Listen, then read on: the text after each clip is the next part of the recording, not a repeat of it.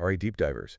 You know how folks always ask about Americans and wearing shoes inside? Well, get ready because we're diving deep into that today. Oh yeah, this is going to be good. It's more interesting than you think. Way more. We're looking at this YouTube video. It's from a Korean-speaking creator. The channel is Seisangyo Mudurse, and they break down like the history and habits around shoes in American homes. You know what's fascinating is it's not as simple as like all Americans wear shoes inside. You know, Right. It's a bit more nuanced than that. Yeah, American homes are so diverse, and their habits are diverse. Like, it's not like it's straight out of a movie set. Right, exactly. Like in apartments, it's actually pretty common to see people taking off their shoes at the door, kind of like in other parts of the world. Yeah. But it's houses. That's where the stereotype really comes from. Right, and you know, the video creator makes this funny comparison to, like, Korean dramas. Yeah. Like, not everyone in Korea looks like those actors. And not all American homes are like shoe havens. Yeah. Right. But there are some features about the way American houses are built that kind of explain why this idea even exists. Okay, so like what kind of features are we talking about? So a typical American house, it often has two main entrances. You got the formal front door. Okay. But then you got the one that's connected to the garage. And honestly, most people are coming in through that garage door. Yeah.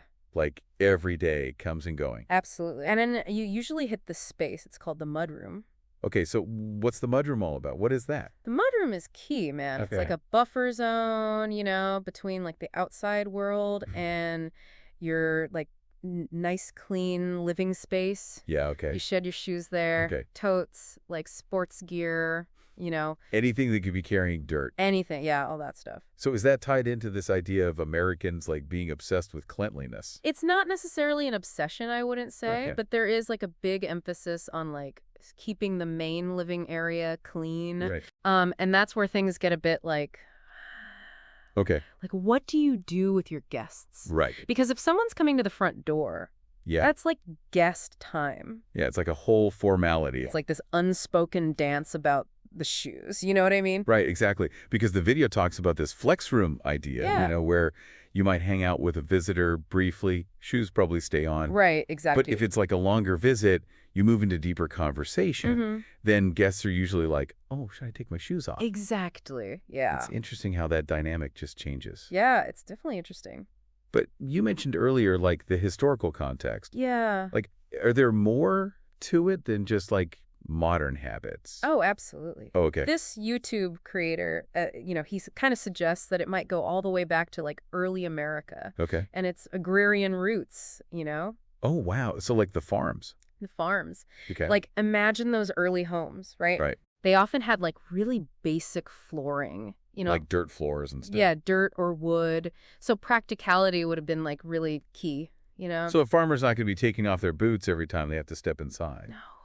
No way. And that practicality, like the fact that workwear is kind of hard to take on and off. You see echoes of that even today. It's like my grandpa sitting on his porch, in his work boots. Exactly. Or soldiers taking naps in their bunks with their boots still on. Exactly. It makes sense. Yeah. That's kind of the thing, But how do we get from that to, like, worrying about carpet? So that's where the shift to like modern America Okay. really comes in. As carpet, Got popular. got popular. Yeah.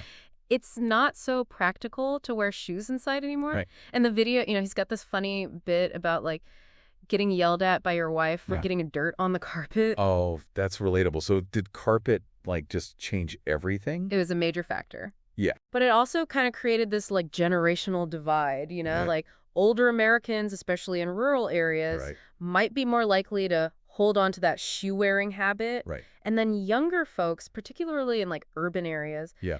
they're probably more conscious of like indoor hygiene. Right. So it's not about, like, one being cleaner than the other. It's just, Exactly. Right. It's about the context Yeah. and like how habits evolve over time. right. So we've gone from, like, fields and dirt floors to carpet and anxiety. Yeah, pretty much. But what about, like, now that there's hardwood floors and robotic vacuums? Ooh, that's a good question. Does that change things again? Yeah, that really gets to like the heart of how cultural habits Right. adapt to, tech. new technology and new lifestyles. Well, this is already way more complicated than I thought. Yeah.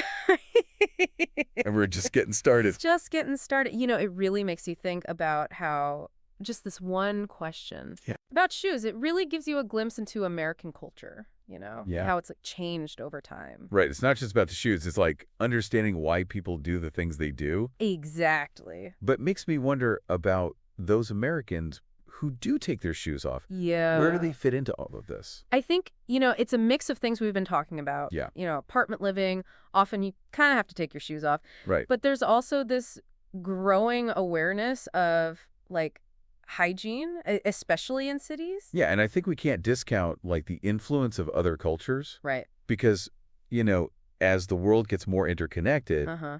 Americans are, like, exposed to all these other traditions. Yeah. And some people are adopting them, like no shoes in the house. Absolutely, yeah. It's like this cool blend of all these different things influencing how people, what they do in their house. So it's not as easy as just like No. shoes on, shoes off. Right, it's way more complicated.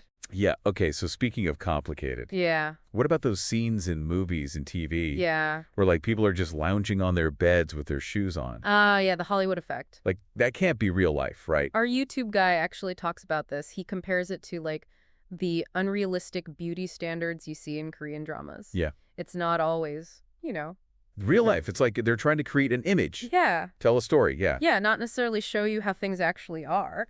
And plus, can you imagine how annoying it would be if in every scene Oh, constantly taking his shoes off. they had to stop and like take their shoes off and put them back on? It would be a mess. Yeah, so it's all for effect. It's all for effect. But for people who are curious about like yeah. shoe storage in real American homes, the video actually talks about this. Okay. They mentioned the master bedroom, which I guess is like the main bedroom. Yeah, the main bedroom. And sometimes there's this thing called a walk-in closet. Yeah, a walk-in closet. Now that's interesting. Okay, so what is that? So it's basically like a big closet Okay. where people keep their clothes, but also sometimes their shoes. Okay. Especially the ones they don't wear every day, like the fancy ones. Okay, so like the special occasion shoes. The special occasion shoes, yeah. And he even jokes that like the size of your walk-in closet is like A status symbol, yeah. Okay. Pretty funny. So it makes sense that American homes would be designed with Yeah. like dedicated areas for Yeah. storage. Yeah. Your everyday shoes, maybe in the mudroom, but then Right. your fancy shoes in the walk-in closet. Exactly. It's all about finding a system, Right. And I think that's the takeaway here. Yeah. There's no right answer when it comes to Absolutely not. shoes in America. It depends. It's like this multifaceted cultural practice. Exactly. It's history, it's practicality, it's social norms. It's all those things. It's personal preference. Absolutely. This is like blowing my mind. We've gone from farms and dirt floors to walk-in closets. It's a journey. All because of shoes. It's a journey. What a journey. That's it what is. makes it so interesting. It really is. It's like, this deep dive really sheds light on Yeah. how cultures change, Yeah. and how they adapt over time. Right. They're not static. Absolutely not. They're always evolving. always evolving. All right. So we've talked about like early America, farmers, carpets, anxieties. It's a lot. It's a lot. Yeah. Shoes are more complicated than you think. Way more. And you mentioned before, like different cultures Yeah. and how they view shoes in the home. Uh-huh. I'd love to hear more about that. Okay, so like let's start with East Asia. Like in places like Japan, Korea, China, Okay. taking off your shoes before you go inside, it's just like basic manners. Yeah, I've heard of that. And it's not just about like keeping things clean, Right. It's more than that. It's tied into this whole idea of like purity and respect. Oh, interesting. Like the home is seen as this like sacred space, Okay. And you don't want to bring the dirt and grime from outside Right. into that. So it's almost like a ritual cleansing Yeah. before you enter a home. And even like the way their homes are built reflects this. Oh. In Japanese homes, they have this area called a genkin, Okay. which is specifically for taking off your shoes. Wow. It's usually like a lowered floor area near the entrance. Okay. So there's like a clear separation between outside and inside. So the house itself is like designed for it. Exactly. Wow, that's so interesting. What about like other parts of the world? Yeah. So in Northern Europe, especially like Scandinavian countries, Okay. taking your shoes off inside is also really common. Yeah. Part of it is practical. Like they have snowy winters. Right. Money. Yeah, you don't want to track that in. Makes sense. Keep it clean. But it's also like culturally they emphasize cleanliness and hygiene. So it's like a bit of both. Yeah, it's both. Practical and cultural. And in some cultures, they even have like specific rules about what kind of shoes you wear inside. Oh, really? Yeah, like in some Middle Eastern, North African countries, they Okay. wear like sleepers or special indoor shoes Okay. that they only use inside. So it's not even just like shoes or no shoes. It's like It's like different shoes. different shoes for different situations. Exactly. Makes you wonder if we'll see that in America. Yeah, maybe. Like as people become more aware of other cultures and like Yeah. the benefits of taking your shoes off, Mm-hmm. maybe designated indoor shoes will become a thing. It's possible. Like we've seen it with other things like yoga. Right, Or exactly. meditation. Like, Started as like this niche thing, yeah, and now everyone's doing it. everyone's doing it. Yeah. Who knows? Maybe indoor shoes are next. Maybe. It's so cool, like thinking about all these different ways that cultures Yeah. influence each other. It's fascinating. But it also makes me think, like, what does this all mean for us Yeah. as individuals? Good question. Like, we've been talking big picture stuff, Uh-huh. but what can we do with this information, I think the biggest thing is just to be aware of the cultural context. Yeah. Like, if you're going to someone's house, Yeah. just ask about their shoe policy. Right. Some people are, like, really strict about it. Other Yeah. people are more relaxed. And if you don't know, it's always better to, like, Just take them off. take them off just in case. Yeah. Yeah, it's a sign of respect. It shows respect. Yeah, for sure. This has been so eye-opening. I feel like I've learned so much Me too. about shoes. It's wild. It's wild, right? Yeah. And I never even thought about it before. It's amazing how, like, something so ordinary Yeah. can lead to such interesting conversations. It's all about perspective, right? Exactly. So to all our deep divers out there, Yeah. we hope this deep dive got you thinking. Yeah. Remember, there's always something new to learn, Always. even about the most everyday stuff. Absolutely. So keep those minds curious. Keep them curious. And until next time, Yeah. happy decking. Happy diving.